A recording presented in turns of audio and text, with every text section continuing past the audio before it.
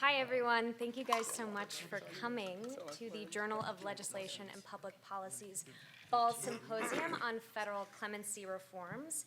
We thought this was a really important and wonderful topic for several reasons. First off, the First Step Act was only introduced into law by President Trump a little under a year ago, and it's a landmark criminal justice reform bill.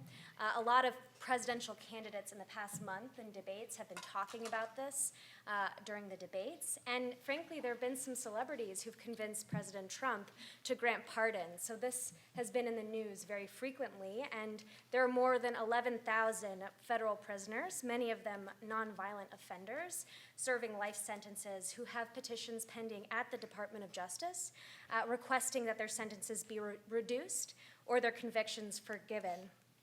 So we think this is a really important topic, both to discuss what's going on now and what could be the future. So today you'll hear from our esteemed panelists. Rachel Barkow, who's our moderator, is a professor here at NYU Law. She's also a member of the United States Sentencing Commission. No more, formerly, and formerly the Manhattan DA's office, a conviction integrity policy advisory panel. She also recently published a book called The Prisoners of Politics, Breaking the Cycle of Mass Incarceration. So you can find that. And we also have Michael Bosworth, who is currently a senior counsel and chief compliance officer at McAdams and Forbes, and he was most recently a senior fellow at the NYU Center on the Administration of Criminal Law, and he also served as a deputy assistant and deputy counsel to President Obama, among many other things. We also have Caitlin Glass here with us, who is a staff attorney at the Office of the Appellate Defender, where she represents individuals in post-conviction proceedings, including direct appeals, post-judgment motions, and Sex Offender Registration Act hearings. Before joining the Office of Appellate Defender, she was the assistant director of the NYU Law Clemency Resource Center, where she represented people seeking sentence commutations from President Obama. We also have Ames Grauert, who is the senior counsel in the Brennan Center's Justice Program, where he leads the program's quantitative research team, focusing on trends in crime and policing and the collateral costs of mass incarceration. Previously, he was an assistant district attorney, where he reviewed and litigated claims of actual innocence in addition to his appellate work. He's also a Journal alumni, so we're very excited to have him here. And finally, we have David Patton, who is the executive director and attorney-in-chief of the Federal Defenders of New York since 2011, and before that, he was a trial attorney at the Manhattan Federal Defender's Office. So first, Rachel Barkow will start us off with a current overview of the state of federal clemency, and then you're going to hear from this panel on things like past presidents' initiatives, the impact of the First Step Act, the politics of 2020 presidential candidates, and current proposals for reforms. And finally, we will open it up to audience questions with these mics on the side. And this event is being videotaped. Thank you so much. Okay, great. Thanks for having all of us here. So I thought what I'd do is give you just a really quick overview of how clemency works in the federal system, just so we're all on the same page. Essentially, right now, if you were in federal prison and you wanted to get your sentence reduced, you have to apply to the President of the United States. And the way that you would do that is you would file a petition with the Department of Justice, and it would go to an attorney in what's called the Office of the Pardon Attorney in the Department of Justice, and they would review your petition, and if they thought there was something to it, it could go to the pardon attorney. But if they don't think there's much to it and they say no, it pretty much dies there. Goes to the pardon attorney. If the pardon attorney doesn't think it's a very good petition, it pretty much dies there. But if you somehow make it through that gauntlet, the next place you go is to the Office of the Deputy Attorney General, where a lawyer in that office would review the petition. And again, if they don't think there's much to it, you're going to notice a pattern here. It dies there. But if they think there might be something to it, they would hand it to the Deputy Attorney General of the United States. Now, you can imagine what the desk of the Deputy Attorney General of the United States looks like. I'm sure there's many, many things on it, but this would be one of the things that would have to be reviewed as part of the function of that office. And if the Deputy Attorney General didn't think there was much to it, it dies there. But if there's merit, it would make its way over to the Office of the White House Counsel, where a lawyer there would take a look at your petition. Now, if that lawyer didn't think there was much to it, it dies. All right, but if somehow it makes it through there, it goes to the White House counsel. Now, again, if you ask yourself, wow, the White House counsel seems busy, there's a lot going on. That's true. And in addition to everything else that the White House counsel does, the White House counsel is supposed to review all the applications for clemency. And then finally, if that person agrees, it makes its way to the President of the United States, who, well, normally also has a lot going on, right? And so the idea would be that all of those people would have to think that your petition had merit for it to make its way through. So that's a 7-stage process with some extraordinarily busy people that do many, many things. And the same would be true if you wanted to get a pardon. So you're already out of federal prison, but you have a record. You have a federal record, and you would like to clear it. And you maybe would want to clear it for many reasons. Maybe you want access to a benefit that's not available to people with a felony record, or you would like access to housing. You're foreclosed from many, many things with a felony conviction, and the only way to clear your federal criminal record, there's no expungement process in the federal system. You need to get the President of the United States to clear your record. So you have to go through that same process that I was just talking about. So that's clemency at the federal level in the United States. I think we would probably all agree, probably not a great design structure for many reasons that we can talk about as a part of the panel. But probably what's less surprising then is how many petitions just get stuck along the way with no answer. So there's more than 11,000 petitions currently pending before the Department of Justice waiting for an answer. So that's the normal process. That's the process that was followed in the previous administration and ones before it. The current administration appears to have a different process besides just going through that one. And no one really knows what that process is. It appears to involve, phone calls to people who have the ear of the president that get a bypass of all of that. And that's perfectly constitutional, actually, because this is something in the Constitution that belongs to the President of the United States. So he or she could exercise that power and use the process however he or she sees fit to do it. So there's a lot of freedom there in terms of being able to bypass that whole DOJ process that I talked about before. But in normal times, that's the way things would go. So that's kind of our backdrop for thinking about clemency. And one kind of key way to just sort of frame this for our discussion with the First Step Act as well is it really was the kind of only way you could get out of a very long sentence in the federal system. There's no parole.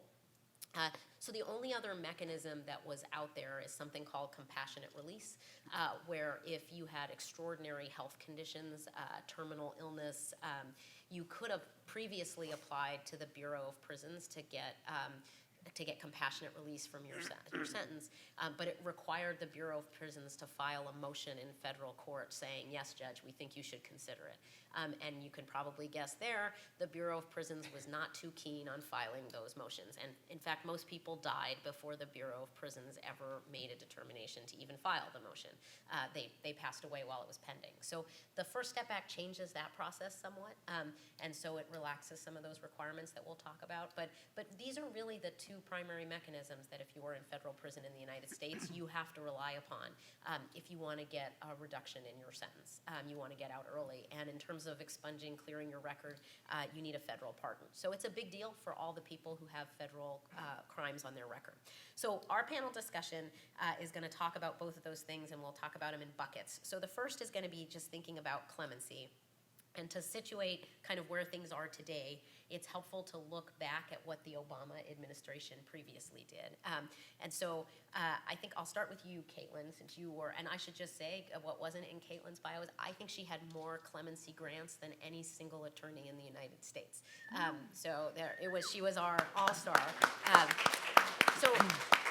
So Caitlin, can you tell us a little bit about how President Obama shifted from that normal process you have to still go through that process, but what his initiative was and what it accomplished and where it fell short? Kind of just an overview on where we were in the Obama administration. Yeah, sure. So, President Obama announced that he had this particular initiative in 2014, so towards the end of his administration, where he identified particular criteria, and this was announced through the Deputy Attorney General, I believe, criteria that he was looking for among clemency applicants. And it basically boiled down to low-level, nonviolent drug offenders. And one of the criteria was that they would have a lower sentence if they were sentenced today than at the time they received their sentence. So in some ways, this was a move away from a favoritism model that I think had been prevalent in the sort of like tough on crime era. Like Rachel's written a lot about the history of clemency, and before the 70s, there was sort of the broad use of clemency to correct injustice in the way that Professor Barkow described.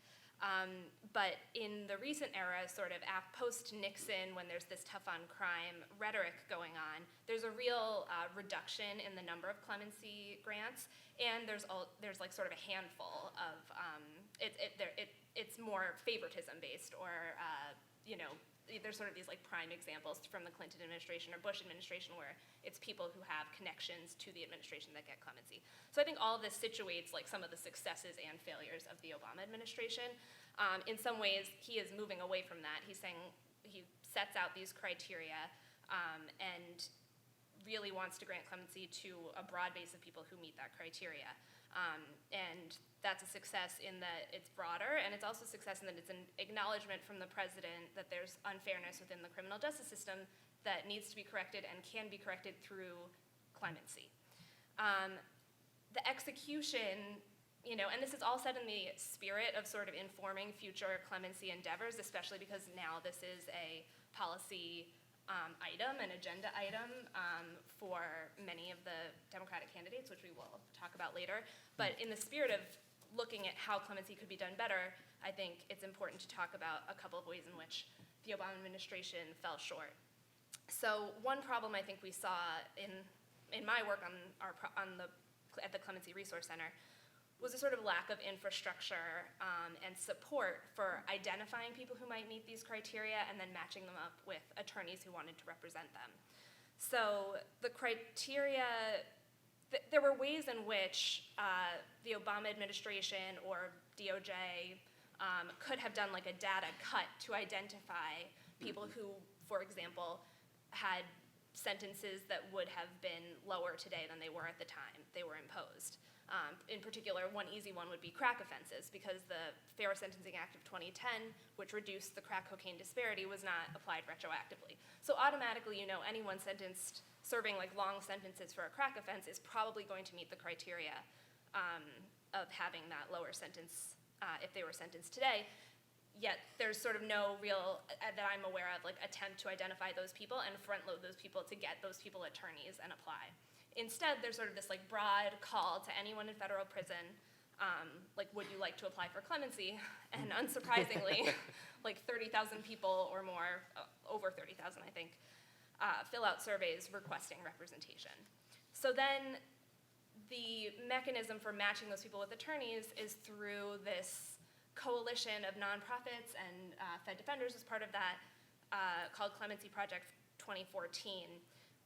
And I think they were really working to do this as quickly as possible, but you can imagine the kind of roadblocks that would come when you're trying to get records, like to determine how someone was sentenced, for example, their pre-sentence report or their BOP records, when the representation is sort of unofficial. Like you don't have an assignment order that you can send to the BOP and say, I'm this man's attorney, give me his records. Instead, there's sort of this matching process, and it takes a really long time to get those records going. So remember, this is announced in 2014, and then basically the records don't start coming in until a year later. So now there's just a couple of years left in the Obama administration to get this done. And so then the second problem is that the criteria are somewhat vague. One of them is that a person should have not a significant criminal history and have no history of violence. But you can think about those criteria in various ways. Like if someone has a violent conviction from when they're 18 and it's sort of misdemeanor assault, does that bar them from being considered for clemency if they're serving life for a drug offense? That doesn't seem fair. So then it's like you have these attorneys who are pro bono volunteers doing this on top of their day job, struggling to get records, and then grappling with these criteria to try to determine if they should move forward with their representation. So I think the combination of this infrastructure issue and grappling with these vague criteria results in inefficiency. And in the context of a time-limited administration, inefficiency sort of results in arbitrariness and injustice. It's the people who were lucky enough to get attorneys who understood what clemency was, because it's kind of like an arcane area of the law, and then were able to get their documents on time and submit their petitions on time. So I think that's one issue. And one other problem I'll just put out there is that when asked about this sort of arbitrariness issue in the Marshall Project, White House counsel Neil Eggleston said, I think the thing the outside commenters didn't really understand was that I had more information about these people than others did, including, frankly, their lawyers. I had records of how they performed in prison and information about their prior crimes. And when people say there was arbitrariness, it's because they didn't know the factors I knew. So as a advocate, that's sort of like a frustrating response to hear, because it's basically like, well, I had all this secret information you didn't have access to. And I think that kind of goes against our idea of justice generally. Right, so maybe it's good to pick up from that, and so you don't have to reveal secrets from when you were inside the White House counsel's office, Michael. But maybe give us a perspective on some of the considerations that any president, but also President Obama would have in just thinking about a clemency grant or program. Some of the politics behind it, why it might be structured that way, some of the considerations that might have been behind limiting it to certain kinds of people, wanting to scrutinize the record as opposed to doing a kind of big categorical thing. Just, the political risks, the administrative difficulties, kind of all the things that as a practical matter just might have created the program that we ultimately saw. So you don't have to defend it, but maybe just kind of situate it in a contextual reality for us. Sure. Hello. So, I guess the important thing to think about in assessing the Obama clemency initiative is the fact that there was one in the first place. So at the end of the story is that President Obama granted more commutations than any president in history, and made it a real priority. And I think more than the first, the preceding 13 or 12 presidents, before him. It was an important goal that he articulated. He was committed to criminal justice reform, and he shared, I think, the frustrations of many about how slow a process it could be. And, especially after the announcement of the Clemency 2014 initiative, when it was clear that the system wasn't working, it became a real priority for the president, for Neil Eggleston, and although it wasn't part of my docket, for me, because I got involved in some of the procedural, hurdle clearing, to fix the process. And at the end of it, they ultimately met the goals that they had identified for themselves. So the Department of Justice said that it would make recommendations on any drug request, or any request for clemency for someone convicted of a drug offense that had been received by August of 2016. And the Department of Justice met that mark and reviewed another 1,300 or so requests for commutations that it received after that. All of those, and it is a lengthy process, and Rachel described it, but that process was followed for every one of the folks that the Department of Justice said it would undertake an analysis of, and then some. That's all great. The problem is, this was an initiative that started in 2014 and was fixed in 2015. President Obama, it seems like a long time ago, but he was elected in 2008. So where was this in the first term, some might ask. And I think that's as important a question as any. And I think that reflects the fact that, any decisions made in the criminal justice space are decisions that have political reactions.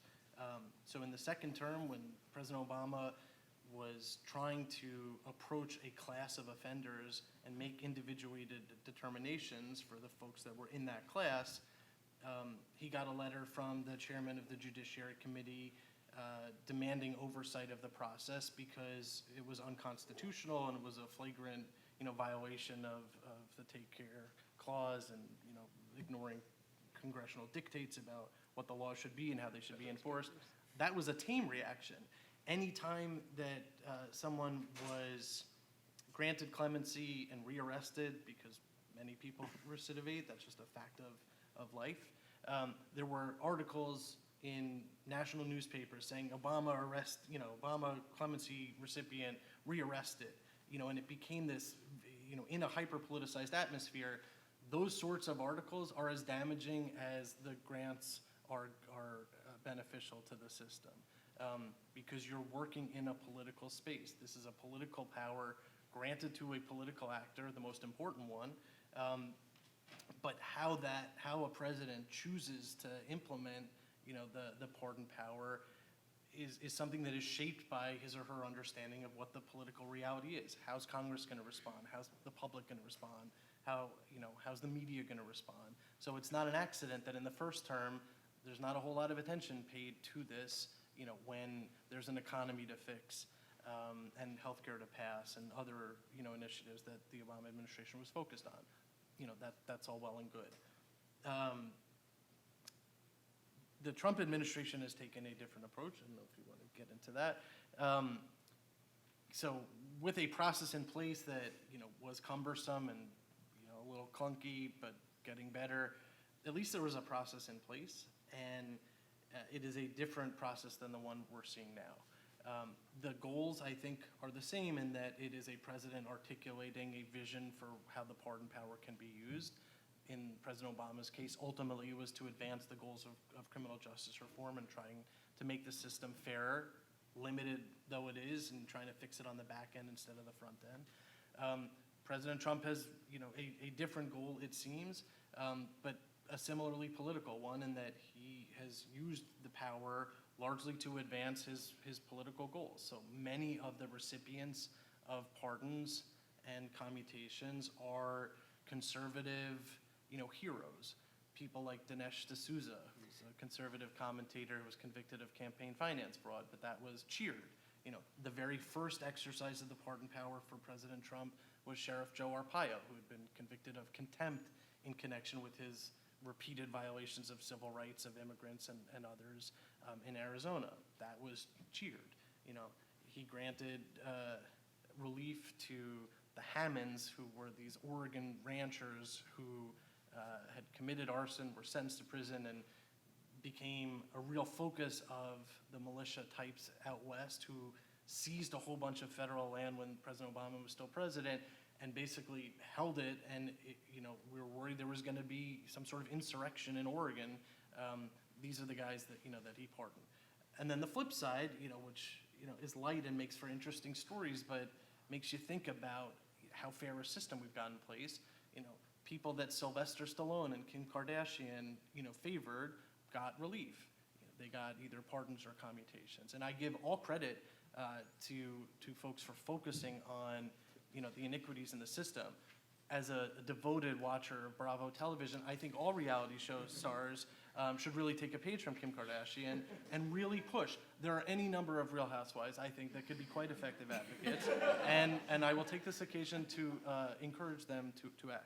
I'm sure Sonia's watching, but it doesn't feel great, and this is a power that is more or less unlimited to the extent there are any limits. It's limits you'd find in the Constitution itself. Exactly how they limit is up for discussion. But it's a political process, and I think that explains some of the successes and also the failures of the Obama administration on this. I think it's largely a success, and also what a curio the Trump administration's approach to this is. All right, so kind of you can see they're fairly distinct approaches between the two administrations, that both of which are flawed, I think. I think that they're flawed in different ways.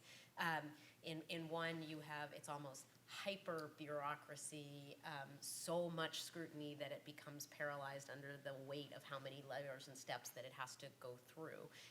And I will say my own critique, my fundamental critique of the current approach that goes through that bureaucracy is it's all done by the Department of Justice, which is the same agency that prosecuted the cases. And so they are a veto against somebody getting relief, and surprise, surprise, they say no a lot.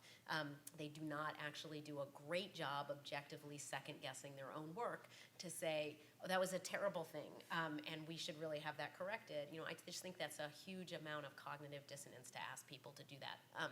And I think it's human nature, and it's not a great place to put it.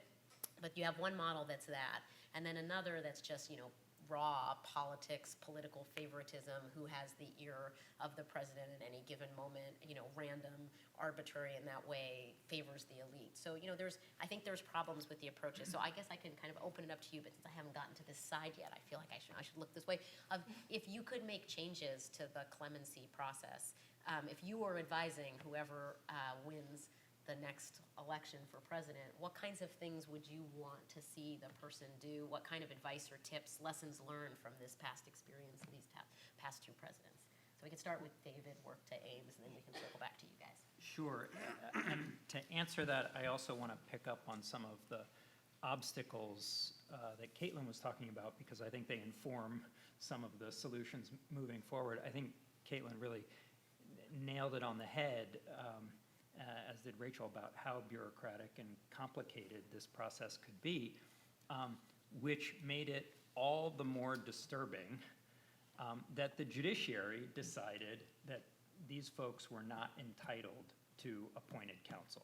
That was what made so much of this so difficult. So the general counsel to the Administrative Office of the U.S. Courts said, you public defenders and appointed counsel, even though these are your clients and your former clients, you may not submit these petitions for clemency, because that's how we read the Criminal Justice Act, and because this is a petition to the president, it's not covered. I think that was a tremendous mistake. It resulted in all sorts of people who had other day jobs trying to kind of piece this together on a pro bono basis, and they really didn't have the expertise that was necessary. These were complicated things. I brought one that I did, and you may be asking yourselves, in light of what I just said, how it is that I did one. I'll answer that in a second, but Knowing that you're on video. yes, I know. Well, I'll explain why it was perfectly kosher. But there were complicated factors. One of the factors was, would you get a different sentence today than at the time you were sentenced? And that involved, in many people's cases, a pretty nuanced, complicated understanding of sentencing law then and now. So that's just one example. What many of us ended up doing, and why we took this view of the AO's position, was we essentially ghost wrote them. We were not submitting them. We were not signing petitions to the executives. But we did a lot of the work and essentially wrote them up and had other people file them.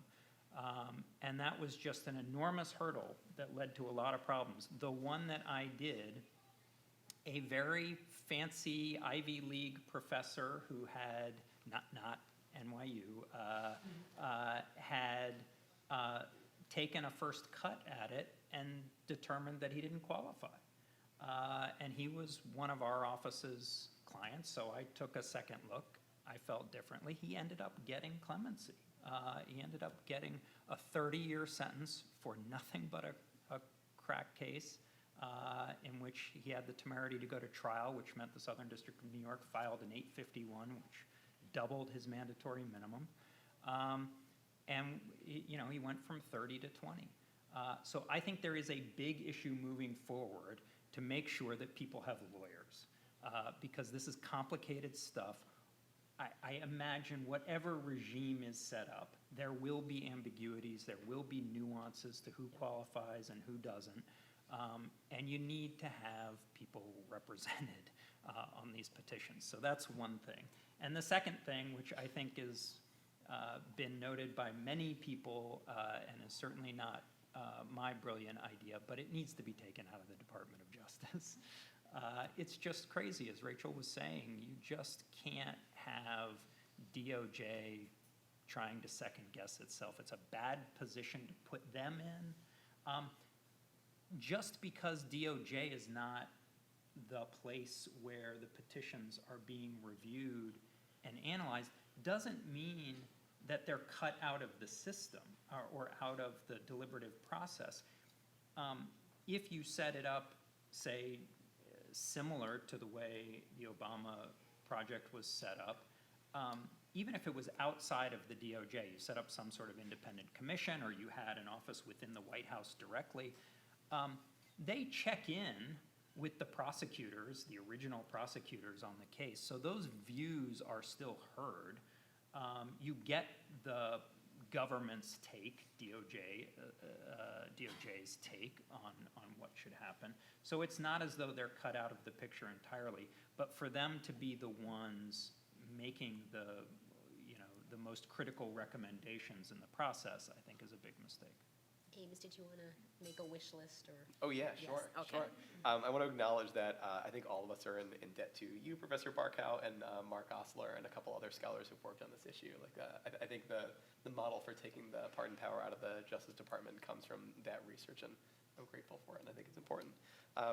So if I could reduce what I think should be done with the pardon power to two things. Number one, clearly articulated public purpose. Like, I think there was a sense that what the Obama administration wanted to do was to grant clemency to lower-level nonviolent drug offenders, but that purpose was sort of buried. Instead, I would want there to be some clear statement of here's the mission we're setting out to do, and the reason that matters is because step 2 should be a structure oriented to making that process happen. One of the things that you alluded to in your remarks at the top was that something the Obama administration could have done because it was within their power, they are the master of the executive branch, was completed a data run, just done what they, or as the leaders of the executive branch, of the Bureau of Prisons, of the Department of Justice, they could have very quickly compiled a list of people who meet certain criteria and established a rebuttable presumption, say, like, everyone on this list, unless you tell me a really good reason not to, gets a pardon.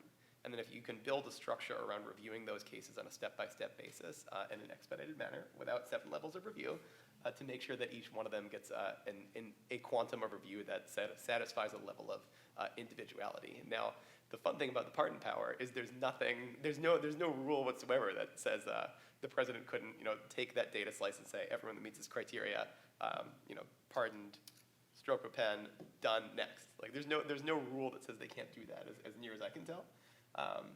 There's a line in the Federalist Papers where Hamilton says the power should be as little fettered or embarrassed. But I think we all prefer a system where there's some individual level of review. So there needs to be a process for taking the criteria that the executive has set out, the mission that the executive wants the pardon power to fulfill, translating that into a list of people as quickly as possible, cutting out the middle step of records chaos. And escalating them to a quick, thorough review where everyone gets where everyone's case is reviewed in the same way. So ideally, you don't have disparate outcomes, and ideally, you don't have Neil Eggleston saying at the back end that in a Star Chamber-ish way that it actually was uniform. Like, I don't know about that.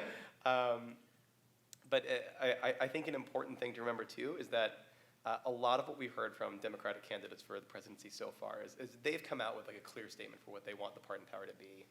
Andrew Yang has said he wants to pardon every nonviolent drug offender on 4/20/2021, which is just cool. But one thing that bothers me about that is if you actually care about this issue, maybe do it on day one. Maybe don't wait for a cool photo op, but whatever. But a couple other people have said they want to make sure that everyone who's left behind by non-retroactivity of the First Step Act gets the sentence they would have received if the First Step Act were retroactive fully, and we can talk about that later. That's a clear mission with a clear purpose. But those both feel reactive to me, like they're countering problems in the justice system that have been created relatively recently. The clemency power can actually be fairly active.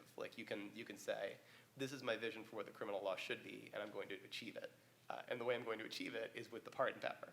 And there are some candidates who are talking about that. Senators Booker and Warren have both proposed a more sort of affirmative way of using the pardon power. Booker has actually said that one thing he'd like to do is take the sentencing disparity between crack and powder cocaine, which is 16-1, which is better than 100-1, which it used to be, and close it administratively through the pardon power to 1-1, something Congress has explicitly passed on doing. And you might think, Congress has passed on doing it, why can the president do it? Because the pardon power has no limits on it whatsoever. That's something the president definitely could do, and that's an affirmative, forward-looking vision of the power, which I think is something really interesting, and I think something we're starting to see candidates explore how they do it. Okay, and I want to make sure that you two have a chance to weigh in on kind of things you'd like to see going forward. Michael, we'll go to you and then Kate. So I guess just 3 points quickly. First, I'm not sure what quote, what exactly Neil Eggleston meant. I will say, as somebody who watched Neil Eggleston talk to the president and having met with him and the president on these sorts of issues multiple times, this would be a very different conversation if Neil Eggleston had not been the White House counsel. And to the extent you think that the Obama record wasn't as successful, it would have been even less successful for him. And I just think it's important to note that and to suggest that he was conducting a Star Chamber review when he's advancing a criminal justice reform agenda, I think isn't warranted, and I think is the sort of discussion around criminal justice issues that makes this a less helpful conversation to have. You're right, that was That's Cliff, I'm first. sorry. Second, I understand the temptation to say, let's take this out of the Department of Justice. But again, having been there and watched every time someone was rearrested, having been released, I would just point out that the political ramifications of making clemency decisions that the public can interpret as being counter to public safety, I think would undo the success of an initiative. And my strong suspicion is if you set up some commission outside the Department of Justice whose goal is to just grant big numbers, because right now we're sort of divorced from goals. It's just, let's have a commission that's going to grant lots of pardons and commutations tethered to what will fill in the blank. The second those people start getting arrested for new offenses, I think it will be harder and harder to justify the action of that commission. And the president, who is a political actor, no matter who he or she is going to start thinking twice about how successful it is. It's not a reason not to have it in DOJ or to take it out, but knowing that the DOJ voice is there and that there is some public safety cover for the decisions that are made is a helpful one. Because also keep in mind that the decisions about what sentence someone should receive were made by judges pursuant to a process in the first instance. And, we would want a decision about what a better sentence could be to be one that is grounded in evidence and the sorts of recommendations and opinions that would make it easier to defend if something goes wrong. And the last point I would make is just on the numbers question.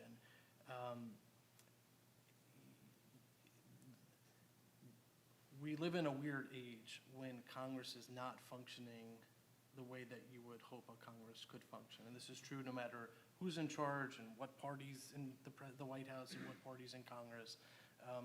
Legislating seems to be harder and harder. And I give the Trump administration a tremendous amount of credit for working with Congress to pass the First Step Act, which was, with very few differences, exactly the same sort of legislation that we came close to passing, but we had a Senate that said we're not going to do it and a House that said we're not going to do it. So the fact that the Trump administration was pushing and got there with Congress, that's a tremendous credit to them, whatever else you can say about the administration.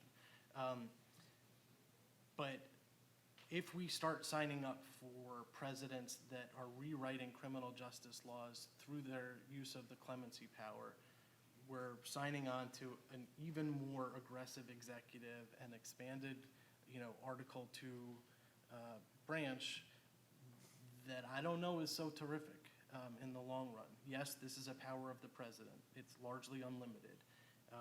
But if you are now looking to the use of this power to be an end run around criminal justice legislation that is passed by Congress with Democratic approval, little d, and signed into law by the president, you're losing something. In the same way that you're losing something when you're relying on a president's executive orders to fix the healthcare system or fix the immigration system or whatever, and fix however you define it.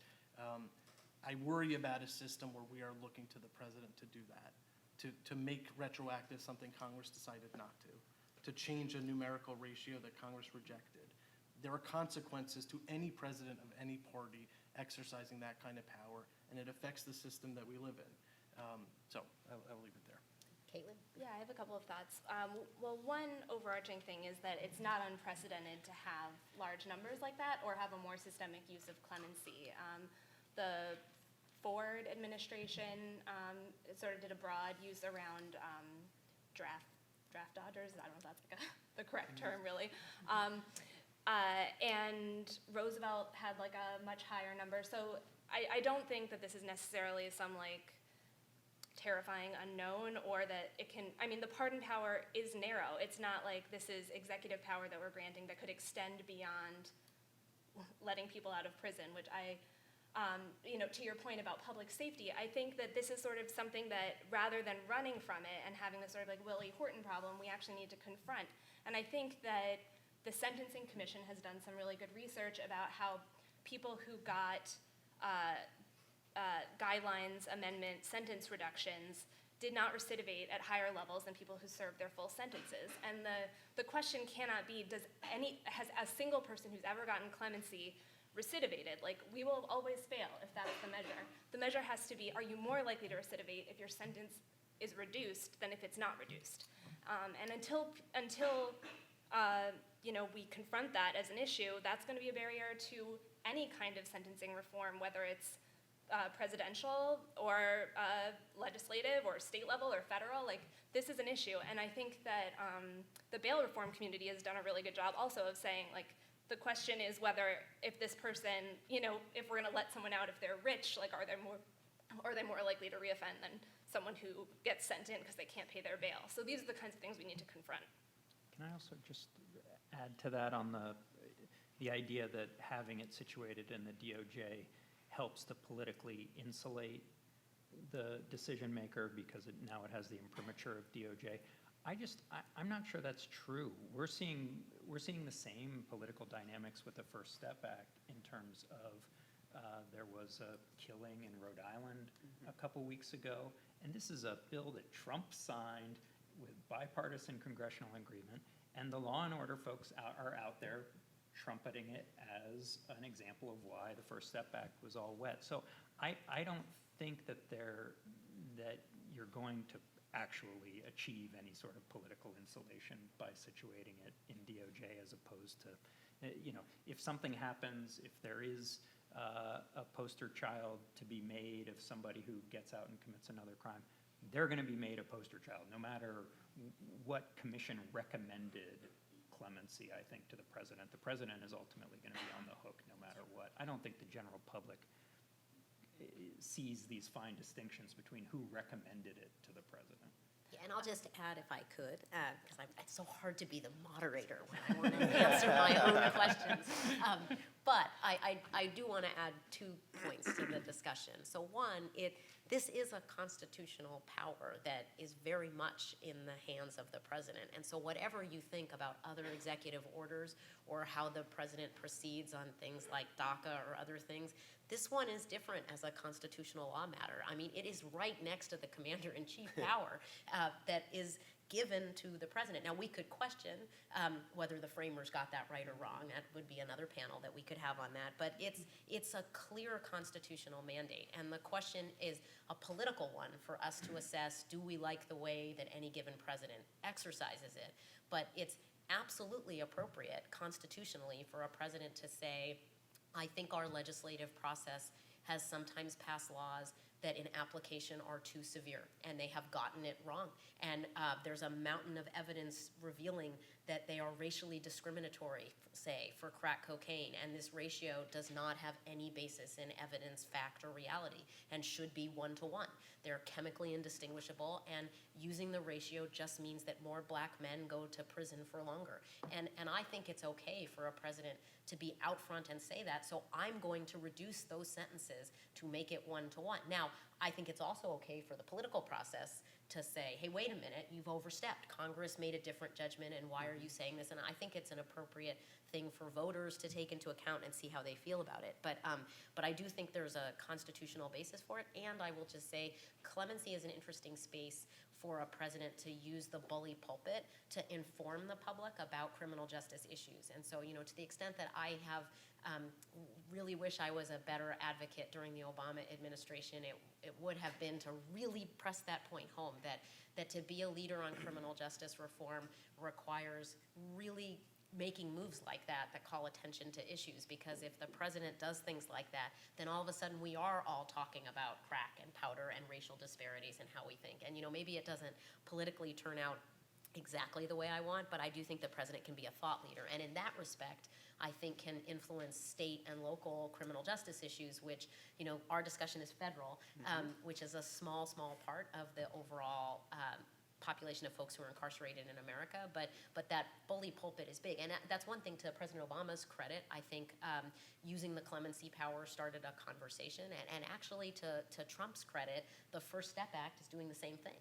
States around the country are saying, wow, if the federal government passed that, should we pass that? So the federal government is kind of a trend center, the listicle of legislation that state and localities might think to look to. And so I do think there's a way in which this could be used in that way. So we've started to pivot a little bit, but I want to make sure, because I'm kind of trying to be mindful of the time, that we get a little bit of the First Step Act transition, but you guys can bring in other points. You guys find ways, I'm sure, to make points about any of this. So thinking about First Step Act, and I do think one way to transition or to think about it, which Ames had already brought up, is so the First Step Act makes one retroactive change in the law, which is when in 2010 Congress shifted the crack ratio from 100 to 1 to 18 to 1.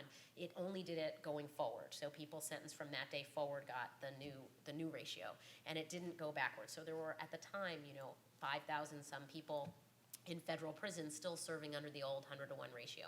So one thing the First Step Act did was the first piece of federal legislation, I believe, to make a sentencing reduction retroactive legislatively like that. I'm not aware of another one. I don't know if you guys are.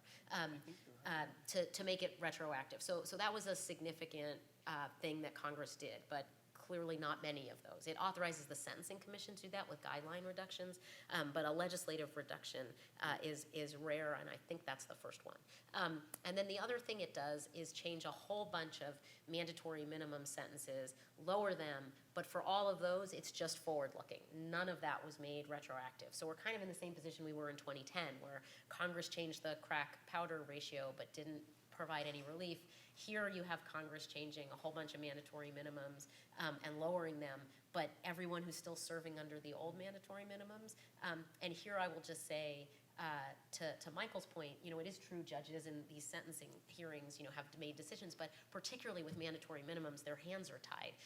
So I view those as kind of prime candidates for thinking about clemency, precisely because judges didn't get a chance to do much in the way of judging. These mandatory minimum changes aren't retroactive. So the First Step Act leaves an opening, I think, for potential clemency in the way that Ames suggested. It has other aspects to it, too, that I want to talk a little bit about. That involve sentencing reductions, and maybe David, Ames, you're kind of our First Step Act experts, but you guys can weigh in if you like as well. So one, if you could tell us a little bit about what it does change in terms of compassionate release and what we're seeing as a result of those changes, and two, there's a whole earned time credit framework that is in the law that would allow people to earn time off their sentences while they're incarcerated, so they wouldn't have to go to the president or anybody else. They would just get it as a matter of course if they participate in certain kinds of programming and are eligible. So if you could kind of tell us what the law does, and then also your take on how well it's working. You want to start? Yeah, happy to. First of all, I think it's probably worth rewinding to go back to 2015, because Michael did make a very good point that a very similar law was conceived under President Obama and was something that President Obama would have signed, and a lot of advocates, including people at the Brennan Center, were working very hard to make sure it would get to the Resolute desk, and it never did, but it was called the Sentencing Reform and Corrections Act, and it would not have had the flaw that Professor Barkow just outlined. Every provision of that bill would have been retroactive. And that is one of the reasons it did not make it to the desk, though. Indeed, yeah. And actually, I think that's an interesting thing worth talking about. Like, what is the huge allergy among, candidly, conservative Republicans, I think mostly, about retroactivity? I think there's a perception that, for whatever reason, people who have been sentenced under a law should be stuck with the law, like the judgment is final, and let the judgment stand. But, yeah. So the First Step Act is in many ways a smaller version of the Sentencing Reform and Corrections Act. It tackles a couple large mandatory minimums. It broadens the drug safety valve, which allows a judge to, at sentencing, relieve a defendant of a federal mandatory minimum under certain criteria.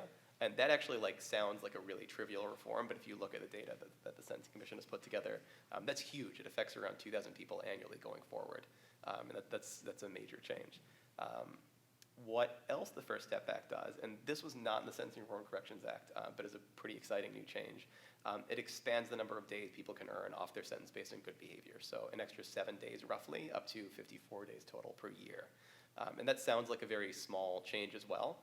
Over the lifetime of the prison system, it's pretty large.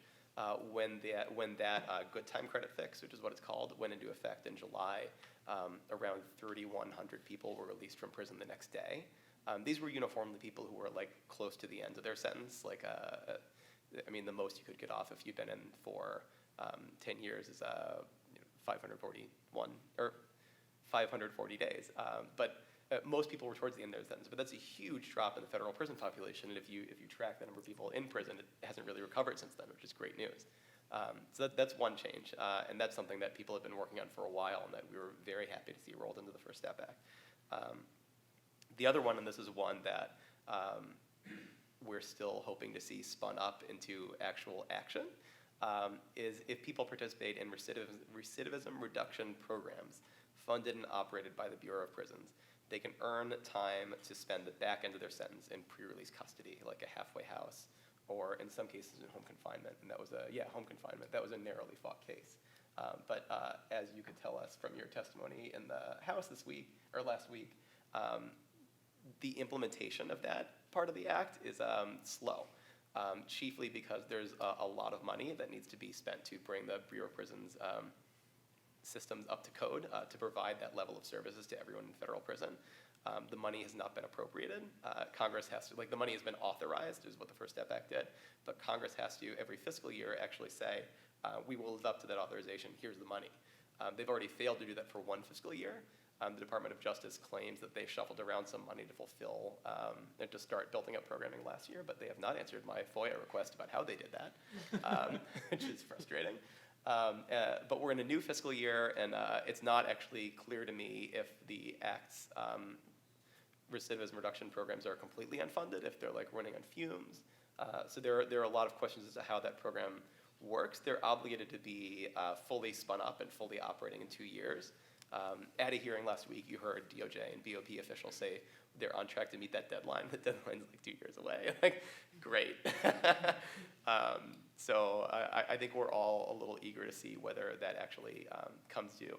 The last part, Professor Barkow spoke about some, is the compassionate release provision. And there's an argument that's been circulating in academic circles that the compassionate release provision, which is intended to reach largely people who have reaching the end of their sentence and also the end of their lives, like people who are in federal prison and are elderly, ill, have exceptional family circumstances at home. That's what you generally think of when you think of compassionate release. But the compassionate release statute also allows release in exceptional and compelling circumstances, I think is the statutory language. And there's extraordinary, okay.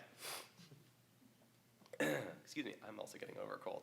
But there's an argument that because incarcerated people can now file for relief under the compassionate release statute themselves, they can start making an argument that they themselves are incarcerated under extraordinary and compelling circumstances because, say, they're serving a sentence under an outdated drug law.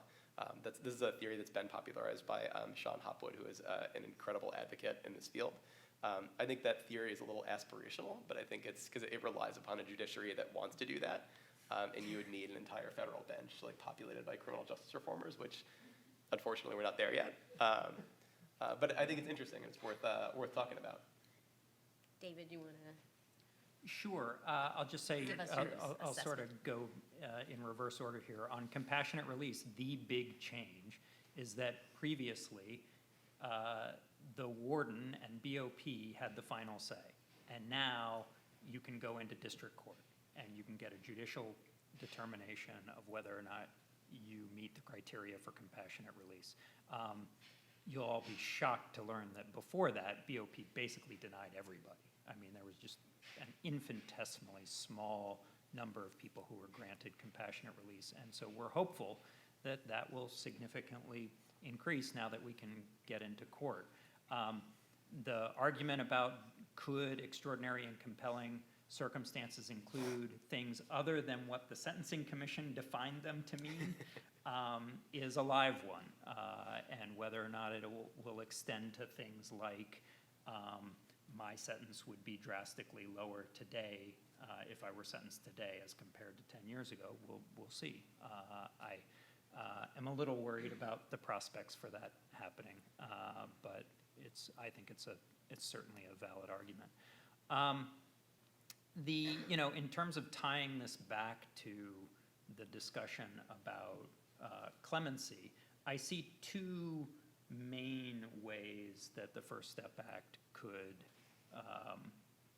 relate to clemency. It doesn't say anything directly about clemency, but the fact that, as we've heard, there are all these, I want to be careful about saying all of these changes. I think they're relatively modest changes, but the modest changes we've seen that are not made retroactively applicable, I think you could certainly see a clemency program that would include those in whatever criteria it includes, to include people who could not make use of a non-existent retroactivity provision. The second thing is, and probably I think the most significant thing the First Step Act does, is the so-called back-end reform on prison credits. It's also the most troubling piece of the bill. It's very complicated. I will try to boil it down. The heart of it is that the act directs DOJ to develop an algorithm, a risk and needs assessment tool. If you're familiar with those tools, they're used in various states and in the federal government in different ways, in bail determinations, in some states at the sentencing phase. Some probation departments use them. They're very controversial, and they can be developed in many different ways. But the long and the short of it is, they can have extraordinarily disparate racial outcomes, depending on the formulas you use and what you emphasize and what you don't. They also are full of moral decisions. It's not like there's just some magic to some sort of objective scientific grounding to it. That can be a piece of it, but there are a lot of moral decisions that go into these tools, including how do you define recidivism? So what risk are you measuring? Are you measuring the risk that somebody might engage in a violent crime in the future? Or are you including things like probation violations that are not even criminal conduct? What's the risk that you might be late to a probation appointment, right? So those are really big decisions. How you score as a person incarcerated in the federal system will directly impact how much time you spend in prison, because how you're categorized will have a direct impact on whether or not you can use so-called early release credits. So to me, the use of an algorithm in that way is awfully fraught, to put it mildly.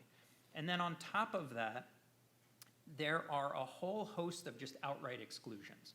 If you were convicted of specified offenses, and by the way, those specified offenses take up about 3 pages in the bill, you can't get early release credits, no matter what you're scoring, no matter the programming you do. And that adds up to about half the prison population. So only half the prison population is even eligible to perhaps make use of credits if they score in the right way and do the right programs, if those programs are even available, if early release options are even available.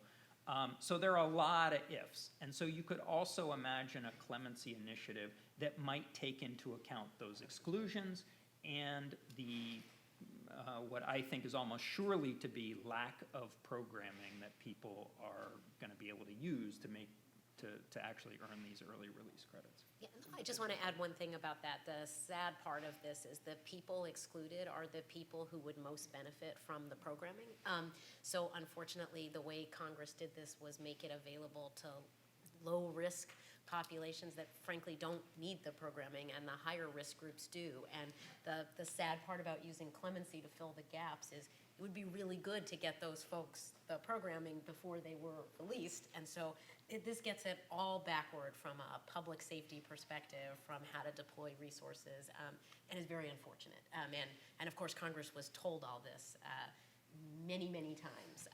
But this is the regime we got. I don't know if you two want to add Rachel, on. could I just add one thing on that? Yep. It is possible, the act does direct BOP to make programming available even to those people who don't qualify for the early release credits. Now, again, I remain a pessimist that they're actually going to develop robust enough programming, but if they actually followed the spirit and frankly letter of the act and developed enough programming, you could have people who are excluded from the early release credits who still do very productive But they lack incentive to. recidivism reduction programming, but they just aren't going to get the early release credits for Right. it. And I guess clemency could be their incentive, you know, if Right. it's not going to be through the early release, you could think about it that way. I too remain not super optimistic in light of the fact that the one program that the department, the Bureau of Prisons has had, the drug, RDAP, the residential drug, forgot the A. Residential drug abuse. Program? yeah. RDAP is not available to all the people who need it now. Like it's and it's a very successful program in terms of preparing people, and they can't make that available. So the idea they're going to create this whole environment of new programs, we'll see. All right, so last thing before we take some of your questions, if anyone wants to weigh in on any candidate positions they've seen so far on any of this that they like, that they don't like, so you don't have to endorse a candidate, you can take one down, you can kind of do whatever you like. Yep, you're raising your hand, you're very eager. Okay. I'll turn it over, yeah. Okay, but we'll do this as kind of speed round, because we only have a little bit for questions, so you got to do this one kind of quickly. So, a lot of the, I think Professor Barca is being somewhat humble, and that a number of the presidential candidates have explicitly endorsed a model that she proposed, which is building an independent commission to advise the president on clemency grants, and that would be a commission situated outside the Department of Justice. And this is my way of elegantly moving around to a point I forgot to make earlier. As long as you keep praising me, you take that extra. Yeah. So the virtue of the independent commission model is I think it answers one of the criticisms that Michael correctly raises, that if you go for the clemency power, like right off the bat in a very affirmative way, like the Andrew Yang style, like I'm just going to commute nonviolent offenders on 4/20/21, it risks depriving the process of the legitimacy it needs to thrive. Like you need to have a process, especially post Donald Trump, when the clemency power has been dragged into some disrepute. You need to have a process that inspires confidence in the public that the decisions made about who gets clemency and who doesn't were made in as I was saying earlier, in a like ordered fashion, based on some actual criteria and some manner of expertise. And if the public believes that, and if the public believes that, and if the process has legitimacy, it will be more able to sustain the shocks when recidivism does inevitably happen. And I think that's the great merit to the independent commission model, and it's something that we've seen a lot of the candidates adopt, and I think that's real great progress. Quickly, there are. Oh, you're holding up two fingers. You're already giving yourself away. All right, go ahead. There are two things that a president of the United States can really impact without any congressional action, just entirely really within, practically speaking, within their realm. And what drives me crazy is that the candidates almost never talk about these two things. Instead, they talk about sort of what I think of as mushy, sounds good criminal justice reform, most of which is stuff that happens in the states that presidents will have no control over whatsoever, or they talk about great new laws that would require moving heaven and earth in Congress and are not terribly likely. So what are those two things? One is what we've been talking about, clemency, and the other is the appointment power. Who you make U.S. attorneys throughout the country. Who is your attorney general? Who are the hundreds of district court judges and courts of appeals judges and, yes, Supreme Court justices? That will have an enormous direct impact. It is, yes, there requires Senate confirmation, but that's going to happen to some extent. It's certainly not lawmaking tough in Congress. And I don't ever hear them out front saying, these are the things on day one I can do as President of the United States. Amen to that. For example. Okay. Michael, then Caitlin. Great, just in brief. One, I think the fact that so many candidates are coming out with really comprehensive criminal justice reform plans, even if they're lacking, and I agree that they are, that in and of itself, I think, is a really important development in the arc of history. And I think a lot of what President Obama did was spend time, and, you know, I was a prosecutor here in Southern District of New York for 7 years, is talk about the, you know, injustice of the criminal justice system. And that's something that people on both sides of the aisle now, just because they've really been shaken by the lapels, have to acknowledge. And you're seeing, you know, commitment, including in the First Step Act, you know, on a bipartisan basis, to trying to change the system. And a lot of what we've been discussing, you know, we're disagreeing about how incremental or vast your approach to change should be. But I don't doubt any of us disagrees, you know, with the notion that there's got to be change. And that's something that a lot of these candidates, including Donald Trump, at least in the case of the First Step Act, also acknowledge. That's a really important thing if we're actually going to succeed in changing a system that has to be changed, because it is not fair. It is not the one that's guaranteed to promote public safety. And it's not just in the way it should be. So I think the fact that there are plans is great. I'm sure we could all improve them, but that in and of itself is reason to be hopeful. I think also the fact that there are clemency plans is a huge credit to the Obama administration. I'm not sure every candidate would have a position on this if it were not for that. And again, just to echo that taking it out of DOJ is totally thanks to Rachel and Mark, I believe, and like Booker, Klobuchar, Buttigieg, I think Harris, Sanders, and Warren have all adopted that. So that's pretty broad. In terms of like particular proposals that I like, I think that Booker and Warren both suggest doing this sort of data cut and then having discretionary clemency on top of that, which I think is important because I don't think that data cuts can fully embrace the spirit of clemency, which is that people should have the opportunity for second look review, even if they don't, you know, fall within a particular easily identifiable criteria. But having that being able to prioritize is essential to like you know, reaching people who are sort of egregious cases that should be easy to grant. Also, Booker has included a presumption of release for people over 50 who have served long sentences, which I think is like puts you know, sort of the idea of elder decarceration on the map in a way that I think is really important and can have an effect on states. In New York right now, there's an elder parole bill pending, and there's been resistance to that, even though it would just make people who are over 55 who've served 15 years eligible for parole. So it's just eligibility in front of parole boards that rarely grant parole, but really could give people hope and give people a reason to behave well in prison. Like, it's a no-brainer to me, but so I think that having something like Booker's proposal could have a positive effect on states with more legislation like that. And just one more thing.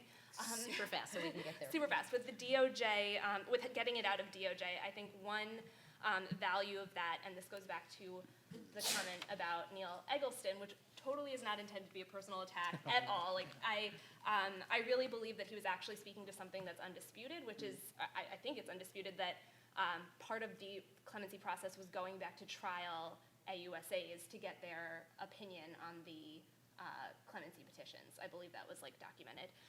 And so I think having an independent commission, I would urge that not be a part of the process, because truly with clemency, the conviction is undisputed. That is the part, that's not part of what's being considered in clemency. It's, you know, whatever happened in trial is done, and so it's what other mitigating factors beyond that require a sentence reduction now. And so I really don't think there's as much of a place for trial prosecutors to weigh in, because that all their work is sort of taken for granted as that was proven and done. And so I don't think that was a nefarious comment at all. I think he was speaking to that. I think he actually did have information from these trial attorneys that I never got to see, which is not illegal, but is maybe not like what I would recommend in the future. Okay, great. So now if you have questions, there's microphones on either side if you have them, and if not, then I shut these folks down for nothing. So you got to ask some questions. So. All right, thanks so much. Besides just pure politics, are there any barriers to the legislature creating a new parallel track to clemency that would maybe be more rigorous and process-based, so that we wouldn't sort of have the roots ripped out every time a new administration comes in and you would know what to expect? It wouldn't change every 4 years? Yeah, I think that's a really interesting point, and, you know, and by the way, I want to go back. The president's pardon power is virtually unlimited. You know, there are Supreme Court cases suggesting there were limits in the Constitution, right? Like a president couldn't say, I'm only going to pardon white people, right? That would be an obvious, 14th Amendment other violation.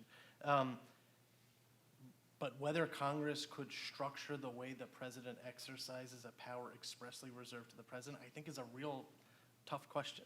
I'm not so sure that it would certainly, be susceptible to challenge.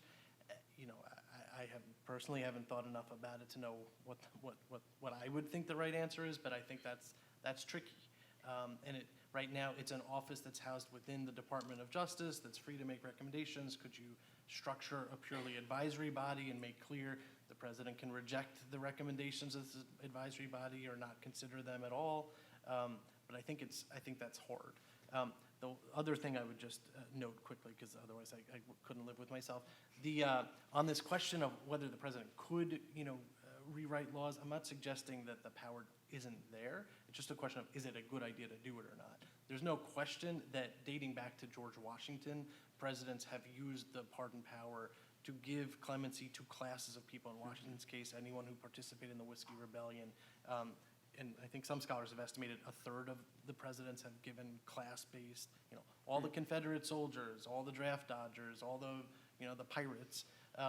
So you can do it, it's just a question of, is that a great idea? So just putting that there. I just want to add one thing to this question about, so it's also a question, if I were Congress, I wouldn't want to give this to the president. If what you're really just thinking about is people deserve second looks of their sentences because people change over time, why give that to the president of the United States who has so many other things going on? Why not create a space for people who are good at assessing rehabilitation to make those decisions?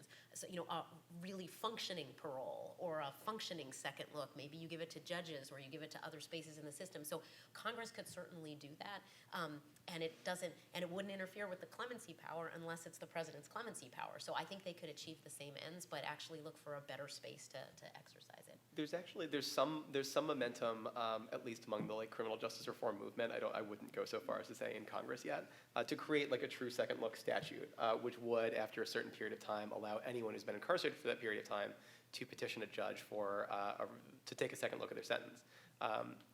This is based somewhat on the success of a DC statute, which says after 15 years, I think it is, you can petition for a judge to review your case and decide whether you have been adequately rehabilitated and deserve release.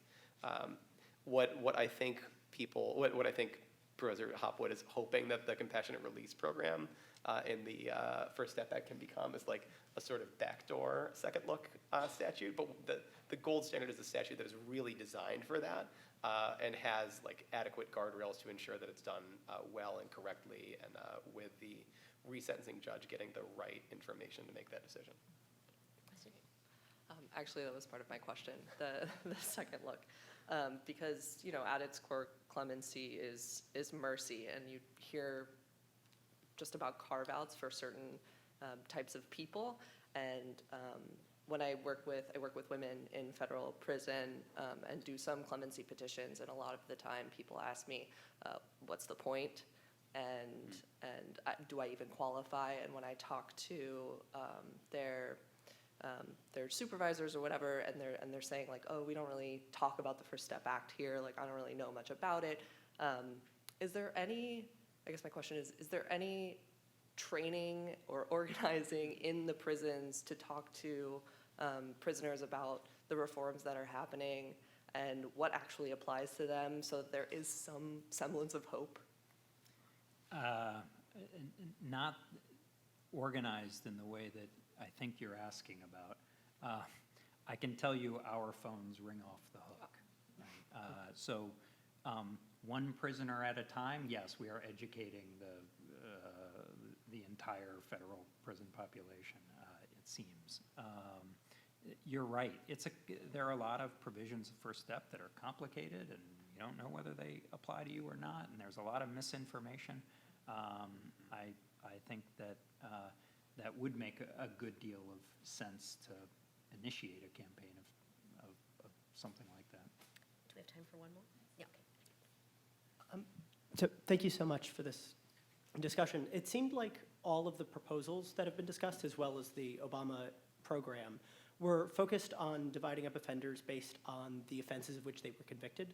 And I was just wondering if there's been any policy momentum or proposals to discuss clemency for individuals who are convicted on the basis of types of evidence that would no longer be allowed in various proceedings, bite mark evidence or other types of discredited scientific evidence that might have put people in jail or prison for offenses which are usually excluded from these type of clemency programs, often because they're violent offenses or the types of offenses that Congress would want to carve out to cover its political. I'm not aware of anything like that. I think that's a great idea.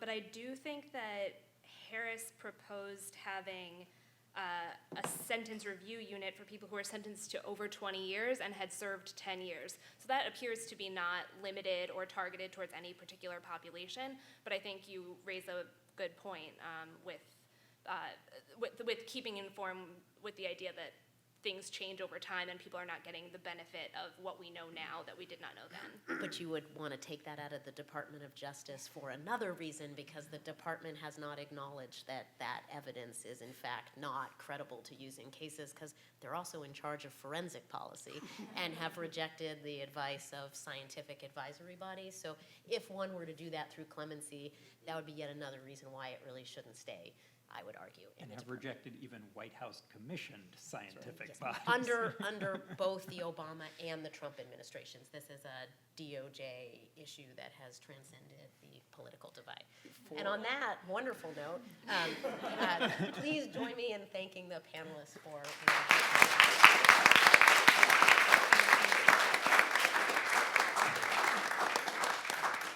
And on behalf of the Journal, I want to thank all of the panelists and thank you all for coming. This was a really informative and great discussion. I just wanted to also mention that March 2nd, we're having a spring symposium on deepfakes and their sort of the cybersecurity threat and national security threats of that. We're co-hosting it with the NYU Center for Cybersecurity. So if you're interested, come out to that as well. Thank you.